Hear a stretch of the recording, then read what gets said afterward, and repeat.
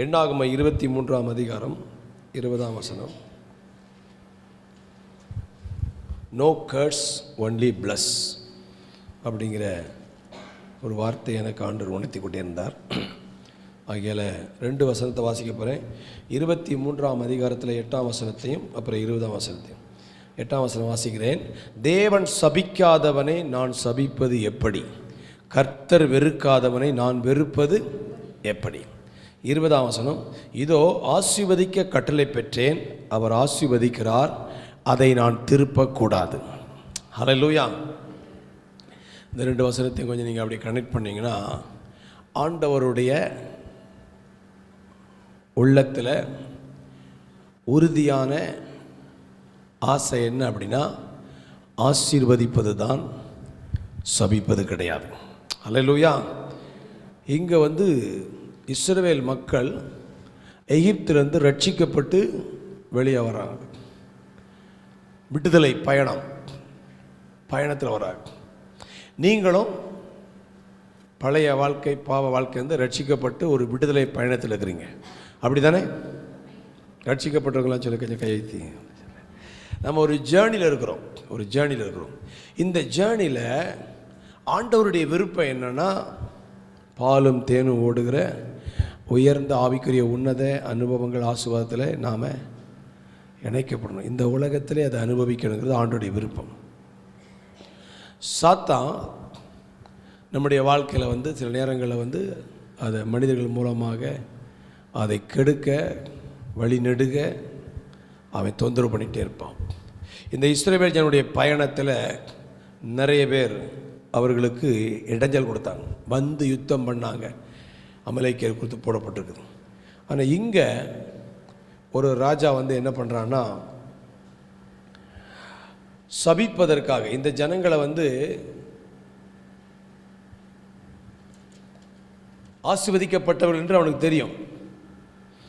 ஆனால் இவங்களை மேற்கொள்ள முடியாது, இவங்க ஜெயிக்கிறவங்க, இவங்களை எதிர்த்து யாரும் மேற்கொள்ள முடியாது என்று அறிந்ததுனால இவன் ஒரு தந்திரமான ஒரு உபாயம் பண்ணுறான். இந்த பாலாக்குங்கிற ராஜா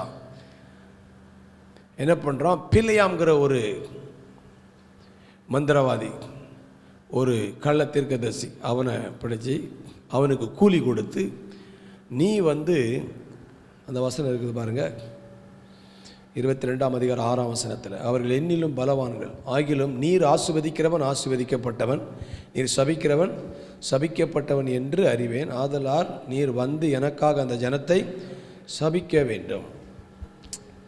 பிசாசு இதெல்லாம் பிளான் பண்ணி செய்யலாம். நீர் சபிக்கணும். இவனும் என்ன பண்ணுறான், காசு முதல்ல ஆண்டவர் வெயிட் பண்ணுப்பா, நான் போய் ஜெபம் பண்ணிட்டு கேட்டு சொல்கிறேன்னு ஆண்டவர் அங்கே சொல்கிறாரு, நீ அவங்க கூட நினச்சக்கூடாது, போகக்கூடாது, அவங்க நினச்சக்கூடாது, சபிக்கவும் கூடாது. 12ஆம் வசனம் படித்து பாருங்கள். அதற்கு தேவன் பிலேயாமை நோக்கி, நீ அவர்களோட போக வேண்டாம், அந்த ஜனங்களை சபிக்கவும் வேண்டாம், அவர்கள் யார்? ஆசீர்வதிக்கப்பட்டவர்கள். கொஞ்சம் தலையில் கை வச்சு, நான் ஆசீர்வதிக்கப்பட்டவன், என்னை யாரும் சபிக்க முடியாது.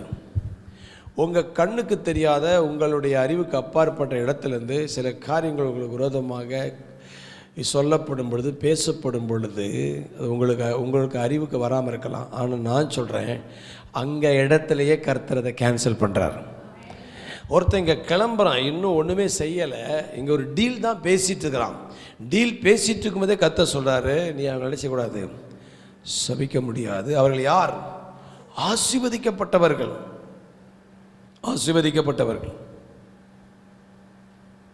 ஸோ முதல்ல உடனே சொல்லிட்டான், எப்பா நான் வர முடியாதுப்பா, கடவுள் இப்படி சொல்கிறாரு.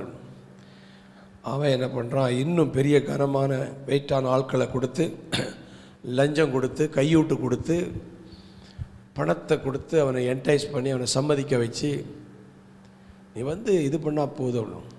இவன் என்ன பண்ணுறான், மறுபடியும் ஆண்டவர்கிட்ட நான் ஜெபம் பண்ணி சொல்கிறேன் அப்படின்னு அவன் என்ன சொல்லலாம், நான் உன்னை கனம் பண்ணுவேன் அப்படின்னு சொல்லலாம். அப்போ மறுபடியும் ஆண்டவர் சொல்லார், இப்போ இவன் ஒரு முடிவுக்கு வந்துட்டான், இந்த தீர்க்கதரிசி, காசு வாங்கிட்டு காசுக்காக இவங்களை சபிச்சிடலாம். இப்போ ஆண்டவர் வந்து அவனை வந்து என்ன சொல்லனா, போ நீ போ, நீ சபிச்சாலும் அவங்கள சபிக்க முடியாது. அல்லேலூயா. அதனால் அவன் என்ன பண்ணுறான், கழுதையில் சேனை கட்டிட்டு சபிக்கிறதுக்கு வர்றான். சபிக்கிறதுக்கு வந்தால் அங்கே வந்து அவன் வர்ற வழியில் 22ஆம் வசனம் வாசிக்கிறேன். அவன் போகிறதுனாலே தேவனுக்கு என்ன உண்டது? கோபம். உங்களை சபிக்க யாராவது கிளம்புனாங்கன்னா யாருக்கு கோபம் வரும்? அல்லேலூயா. ஏன் சில நேரங்கள் இந்த மாதிரி ஆட்களில் இந்த மாதிரி காரியங்களை தேடுறவங்கெல்லாம் ஆசீர்வாதமாக இல்லை அப்படின்னா, இது நல்ல ஒரு தேவராஜ்ய மனப்பான்மை கிடையாது. நான் கூட சொல்கிறேன், புதிய ஏற்பாட்டில் இயேசு ரொம்ப திட்டமாக சொல்கிறாரு, உங்கள் சத்துருக்களை சிநேகிங்கள், உங்களை துன்பப்படுத்துகிறவர்களை ஆசீர்வதிங்க, ஒருத்தரையும் சபிக்காதீங்க. தேவ பிள்ளைகளாகி நம்ம கூட வாயை திறந்து யாரும் நினைச்சக்கூடாது, சபிக்கக்கூடாது. ஆசீர்வதிப்பது தான் அவருக்கு பிரியம். ஆசீர்வதிக்க தான் கர்த்தர் நம்மை ரட்சித்திருக்கிறார். ஸோ இப்போ எதிராக வரக்கூடிய இந்த மனிதனுக்கு எதிராக கர்த்தருக்கு கோபம். வாசிங்க தொடர்ந்து. கர்த்தருடைய தூதனானவர் வழியில் அவனுக்கு எதிராளியாக நின்றார். அவன் தன் கழுதையின் மேல் ஏறி போனான். அவன் வேலைக்காரர் 2 பேரும் அவனோடு கூட இருந்தான். கர்த்தருடைய தூதனானவர் உருவின பட்டயத்தை தம்முடைய கையில் பிடித்து கொண்டு வழியில் நிற்கிறதை கண்டுன்னா அவன் பார்க்கல, யாருக்கானா, வழியை விட்டு கழுதை கண்டு வழியை விட்டு வயலில் விலகி போயிற்று. கழுதை வழியிலே திருப்ப பிழையாம அதை நினைச்சான். பட்டயத்தை உருவிட்டு நிற்கிறத கழுதை பார்க்குது, யாரும் பார்க்கல, நம்மால் பார்க்கல. அவன் அதை போட்டு அடிக்கிறான். அப்புறம் கர்த்தருடைய தூதனானவர் இருபுறத்திலும் சுவர் வைத்திருக்கிற திராட்சை தோட்டத்தில் பாதியில் போய் நின்றான். கழுதை கர்த்தருடைய தூதனை கண்டு, சில நேரத்தில் நமக்கு கண்ணு திறக்க மாட்டேங்குது, சுவர் ஓரமாய் ஒதுங்கி பிழையாமை காலை சுவரோடு நெருக்கிற்று. திரும்பவும் அதை அப்பொழுது கர்த்தருடைய தூதன் அப்புறம் வலதுபுறம் இடதுபுறம் விலக வழியில்லாத இடுக்கமான இடத்துல ஆண்டவர் வந்து அவர் வேலையை பாருங்க. கழுதை கர்த்தருடைய தூதனை கண்டு பிழையாமின் கீழ் படுத்து கொண்டது. இப்போ யாருக்கு கோபம் வந்துச்சு? பிழையாமுக்கு கோபம் உண்டவனாய் கழுதையை தடியினால் அடித்தான். உடனே கர்த்தர் கழுதையின் அல்லேலூயா, அது பிழையாமை பார்த்து, நீர் என்னை இப்பொழுது 3 தரம் அடிக்கும்படி நான் உமக்கு என்ன? அவன் கேட்குறான், என்ன செய்தனா கேட்குற நீ?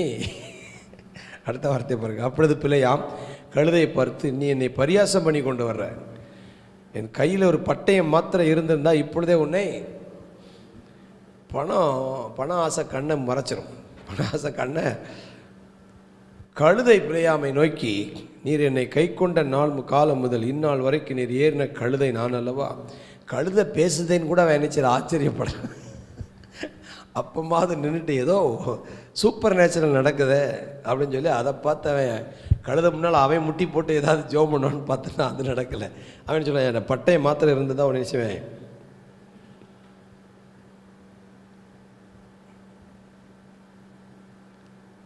அப்பொழுது கர்த்தர் பிழையாமின் கண்களை திறந்தார்.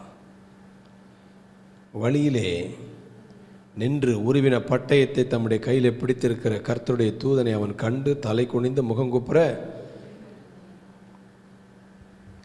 இப்போ கர்த்தர் பேசுகிற பாருங்க. கர்த்தருடைய தூதனான அவனை நோக்கி, நீ உன் கழுதையை இதோட 3 தரம் அடித்தது என்ன? ஆண்டவருக்கு அக்கறையை பாருங்க. நீ ஏண்டா கழுதைய அடிச்ச? உன் வழி எனக்கு மாறுபட்டதாக இருக்கிறதுனால் நான் உனக்கு எதிராக புறப்பட்டு வந்தேன். கழுதை என்னை கண்டு இந்த 3 தரம் எனக்கு விலகிற்று.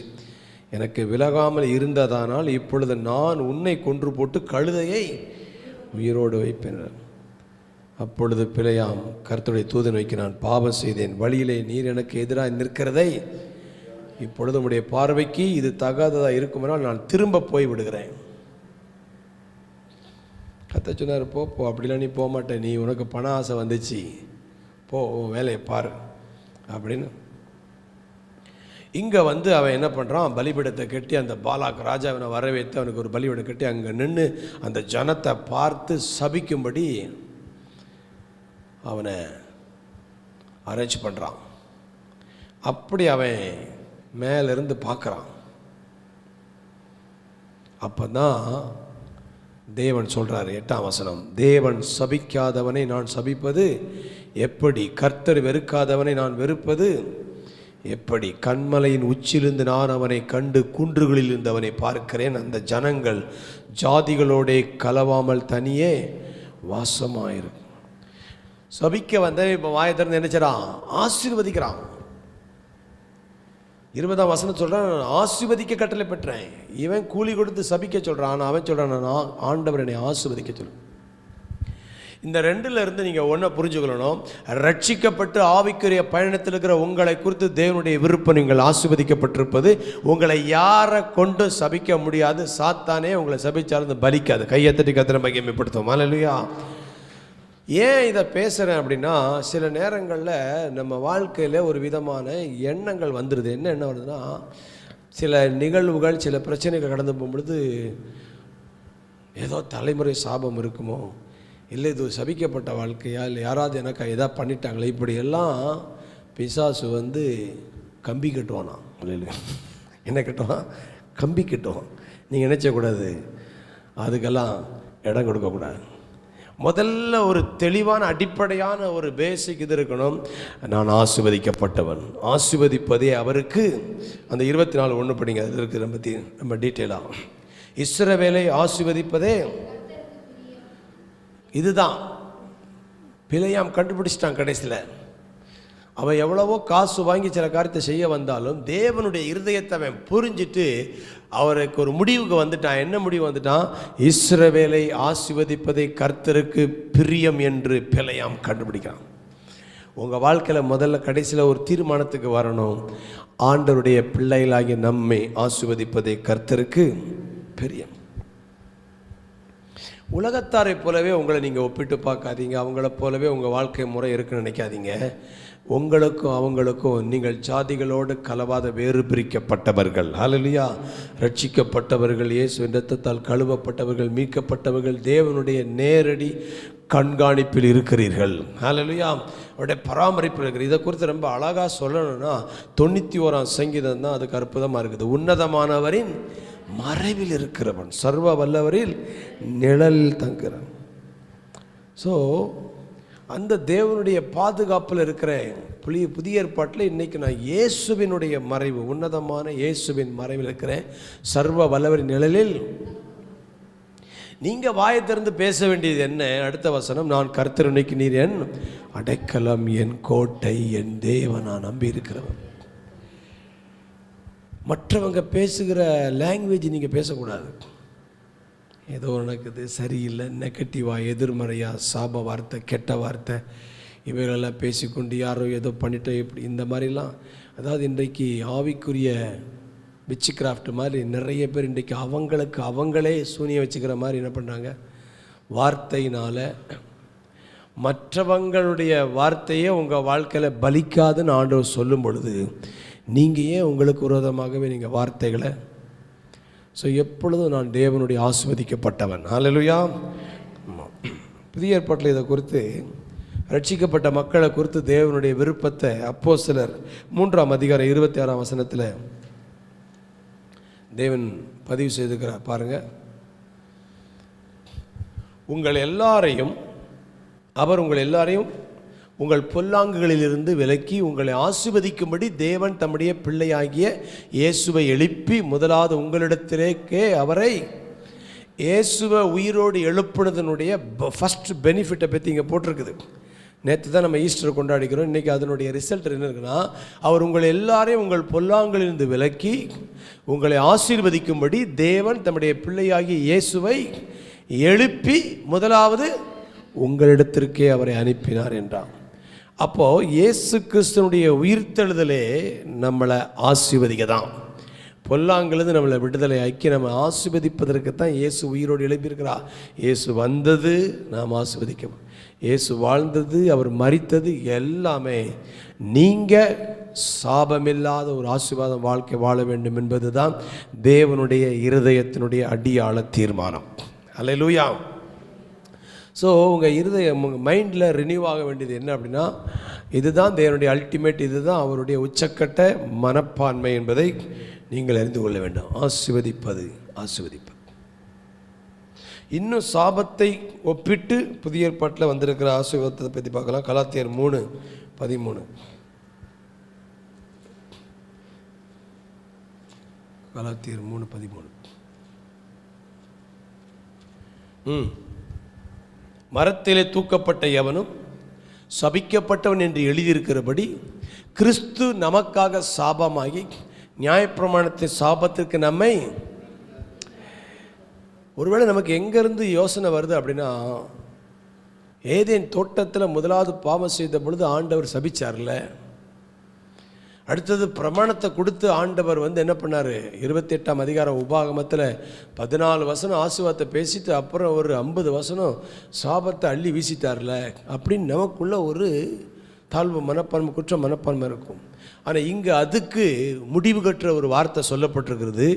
மரத்திலே தூக்கப்பட்ட எவனும் சபிக்கப்பட்டவன் என்று எழுதியிருக்கிறபடி கிறிஸ்து நமக்காக சாபமாகி நியாயப்பிரமாணத்தின் சாபத்திற்கு நம்மை.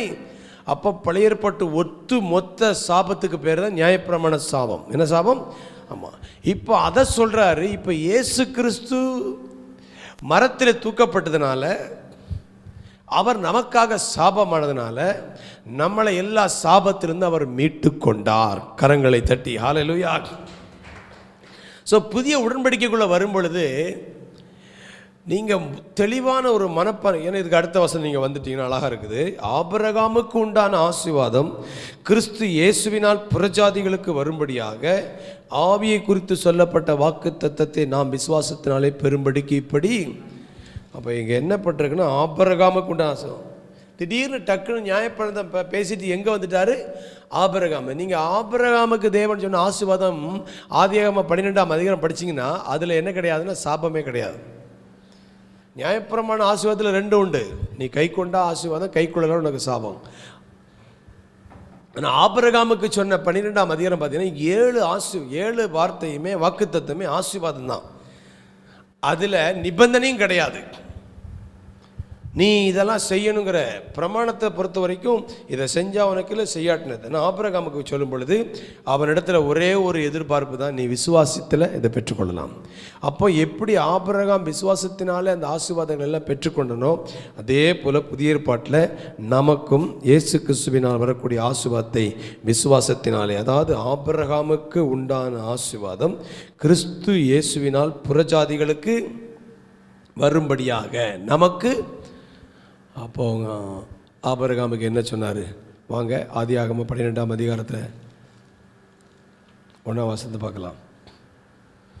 2ஆம் வசனம் 3ஆம் வசனம். இதில் 7 ஆசீர்வாதம் இருக்கிறதாக சொல்கிறாங்க. நான் உன்னை பெரிய ஜாதியாக்கி உன்னை ஆசீர்வதித்து உன் பேரை பெருமைப்படுத்துவேன்.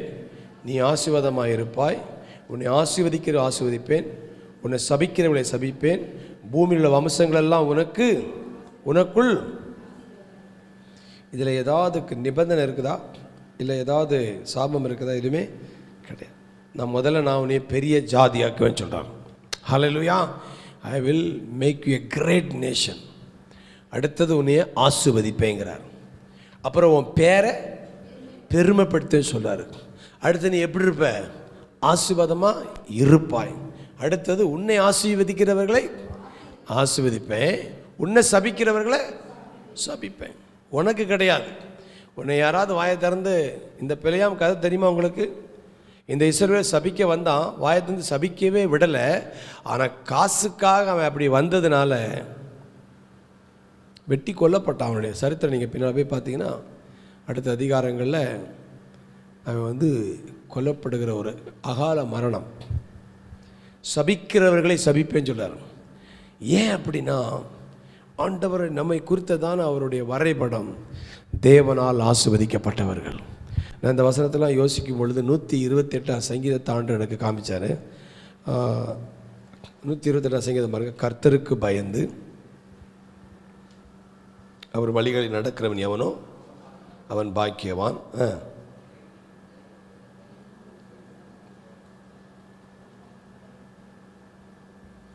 சூப்பராக இருக்கு பாருங்க. உன் கைகளின் பிரயாசத்தை நீ சாப்பிடுவாய், உனக்கு பாக்கியமும் நன்மை உண்டாயிருக்கும்.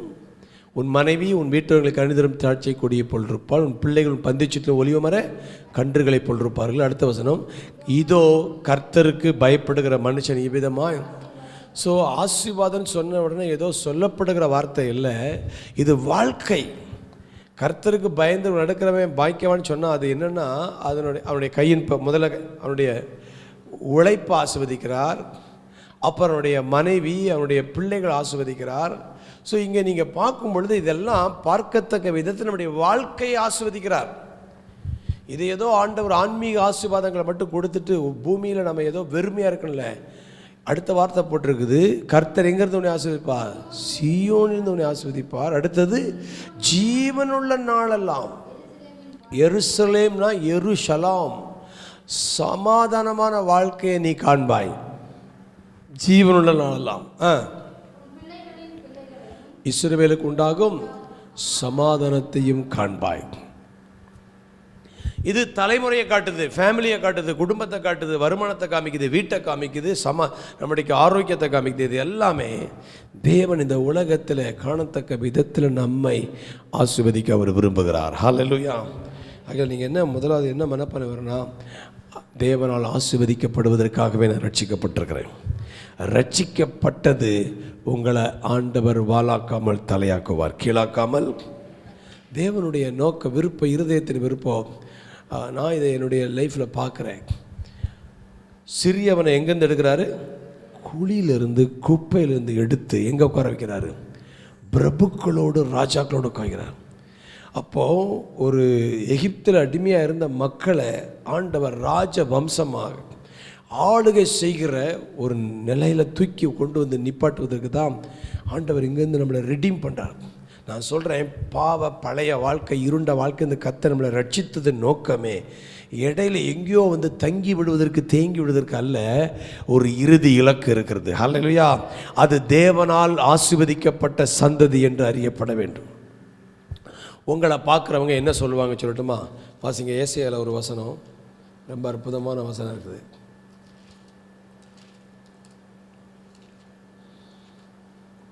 உங்களை பார்க்குறவங்க வந்து இவர்கள் கர்த்தரால் ஆசீர்வதிக்கப்பட்ட சந்ததி என்று சொல்லுவாங்க.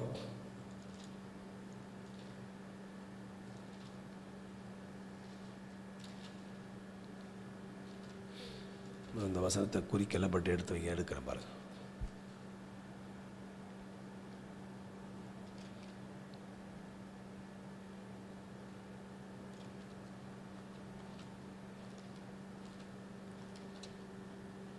அவருடைய பிள்ளைகளை எல்லா நிலையிலும், அதாவது மற்றவங்க உங்களை பார்த்து இவர்கள் கர்த்தரால் ஆசீர்வதிக்கப்பட்டவர்கள் என்று சொல்லக்கூடிய ஒரு வித்தியாசத்தை கர்த்தர் காட்ட விரும்புகிறார்.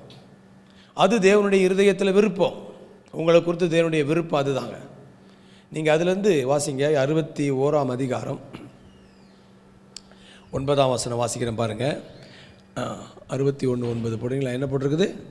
அவர்கள் சந்ததியானது ஜாதிகளின் நடுவிலும் அவர்கள் சந்தானமானது ஜனங்களின் நடுவிலும் அறியப்பட்டிருக்கும். அடுத்த வார்த்தை முக்கியம். அவர்களை பார்க்கிற யாவரும் அவர்கள் கர்த்தரால் ஆசீர்வாதம் பெற்ற சந்ததி என்று அறிந்து கொள்ளுவார்கள். கைத்தட்டி கர்த்தரை மகிமைப்படுத்துங்க. அப்போ தேவன் வந்து இந்த ஒரு என்னது ஒரு ஷோகேஸ், அதாவது ஒரு சாம்பிள், ஒரு அவருடைய ரோல் மாடலாக வைக்க விரும்புகிறாரு. கர்த்தரால் ஆசீர்வதிக்கப்பட்டவங்க, அதான் இதோ கர்த்தருக்கு பயப்படுற மனுஷன் இவ்விதமாய். அப்போ கர்த்தரால் ஆசீர்வதிக்கப்பட்டவர்கள் என்பதற்கு உங்களை அடையாளப்படுத்த உங்களை ஆண்டவர் உங்களை உலகத்துக்கே ஒரு ரோல் மாடலாக காட்டுவதற்கு தான் தேவன் உங்களை சூஸ் பண்ணியிருக்கிறார். இஸ்ரவேல் மக்களை இந்த எகிப்திலிருந்து ரட்சித்து அவங்களை எதற்காக இந்த கானான் தேசத்தில் கொண்டு வந்தார்னா, அவங்களை ஆசீர்வதித்து முழு உலகமும் அவங்கள பார்த்து, ஓ கடவுளுக்கு பயப்படுற, கடவுளால் ரட்சிக்கப்பட்டவங்க இப்படி இருப்பாங்கிறதுக்கு அவங்கள முழு உலகத்துக்கு ஒரு ரோல் மாடலாக வைக்கிறதுக்காக தான் தேவன் சூஸ் பண்ணார். அவங்க அதில் ஃபெயில் ஆகிட்டாங்க. ஆனால் புதிய ஏற்பாட்டில் நம்ம ஃபெயில் ஆக முடியாது. அல்லேலூயா. ஏன்னா நிறைய நிபந்தனைகள் அவங்க கையில் கொடுக்கப்பட்டது. புதிய ஏற்பாட்டில் நமக்கான எல்லா நிபந்தனையும் இயேசு சிலுவையில் நிறைவேற்றி விட்டார். ஆகையால் நான் சொல்கிறேன், உங்கள் தலையெழுத்தே நீங்கள் ஆசீர்வாதமாக இருப்பது தான். உங்கள் தலை விதியே நீங்கள் ஆசீர்வாதமாக இருப்பது தான். இப்போ இதுக்கு நாங்கள் என்ன பண்ணணும் பாஸ்டர்? Just believe. அல்லேலூயா. விசுவாசிப்பது மட்டும்தான் நம்முடைய வேலை. நான் தேவனுடைய பிள்ளை, நான் ஆசீர்வதிக்கப்பட்டவன், என் வாழ்க்கையில் சாபம் இருக்காது, தலைமுறை சாபமோ முற்பிதாக்களின் பரம்பரை சாபமோ எதுவுமே என்னைய தொடராது. ஏன்னா இயேசுவின் இரத்தத்தினால நான் ரட்சிக்கப்பட்டிருக்கிறேன். எனக்காக இயேசு சாபமாகிட்டார், எல்லா சாபத்திலிருந்து விடுதலையாக்கிட்டார். நான் ஆசீர்வதிக்கப்பட்டவன். இன்னொரு வார்த்தை ஒரு பக்கம் கூட்டி சொல்கிறேன். இஸ்ரவேலுக்கு விரோதமான மந்திரவாதம் இல்லை, யாக்கோபுக்கு விரோதமான அந்த எண்ணாகம 23ஆம் அதிகாரத்தில் அங்கே அந்த வசனம் இருக்குது, படித்து பாருங்கள். உங்களை யாராவது கூலி கொடுத்து மந்திரவாதியை கூட்டு வந்து உங்களுக்கு யாராவது சூனியம் பண்ணால், ஏவல் பண்ணால், அது கூட உங்களுக்கு என்ன செய்யாது, வேலை செய்யாது. 23ஆம் அதிகாரத்தில்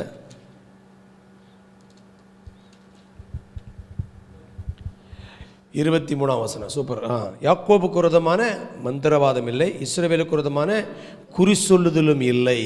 தேவன் என்ன செய்தார் என்று கொஞ்ச காலத்தில் யாக்கோபையும் இஸ்ரவேலையும் குறித்து சொல்லப்படும். ஹல்லேலூயா. நான் சொல்கிறேன், அப்படிப்பட்ட ஒரு உன்னதமானுடைய மறைவில் தான் நீங்கள் இருக்கிறீங்க.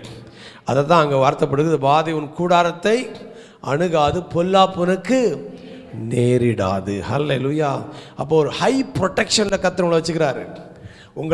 உங்களுக்கு தேவன் கொடுத்திருக்கிற ஆசீர்வாதம் ஏதோ பாதிக்கப்படுகிற ஆசீர்வாதம் அல்ல, அது ஹைலி செக்யூர்டு பிளெஸ்ஸிங். அதை உங்களிருந்து யாரும் திருட முடியாது, யார் அதை கெடுக்க முடியாது. நீங்கள் இயேசுவின் இரத்தத்திலே வேலி அடைக்கப்பட்டிருக்கிறீர்கள். ஹல்லேலூயா. இந்த ஏப்ரல் மாதத்தில் சொல்கிறேன், உன்னதமுடைய மறைவில் இருக்கிற நீங்கள் பாக்கியவான்கள். ஹல்லேலூயா. சர்வ வல்லவரின் நிலையில் தங்கியிருக்கிற உங்களுக்கு தேவனுடைய பாதுகாப்பு இருக்குது, ஆசீர்வாதம் இருக்குது. நீங்கள் தேவனால் ஆசீர்வதிக்கப்பட்டவர்கள். கண்களை மூடி கர்த்தாவே ஸ்தோத்திரம். நாங்கள் ஆசீர்வதிக்கப்பட்டவர்கள் என்பதை ஒவ்வொரு நாளும் அறிக்கை செய்ய வேண்டும். ஆண்டவரே, அந்த ஒரு கர்த்தாவே மனப்பான்மை இருக்குன்னா எங்களை யாரும் சபிக்க முடியாது, எந்த சாபமும் எங்களுக்கு பலிக்காது. ஹல்லேலூயா. ஆமென். தேவன் ஆசீர்வதிக்கிறவர்களை யாரும் சபிக்க முடியாது. ஹல்லேலூயா. நான் ஆசீர்வதிக்க கட்டளை பெற்றேன், அதை ஒருவராலும் திருப்ப முடியாது. ஹல்லேலூயா. அப்படிப்பட்ட ஒரு தெய்வீக ஆசீர்வாதத்தின் பிள்ளைகளாக தெரிந்து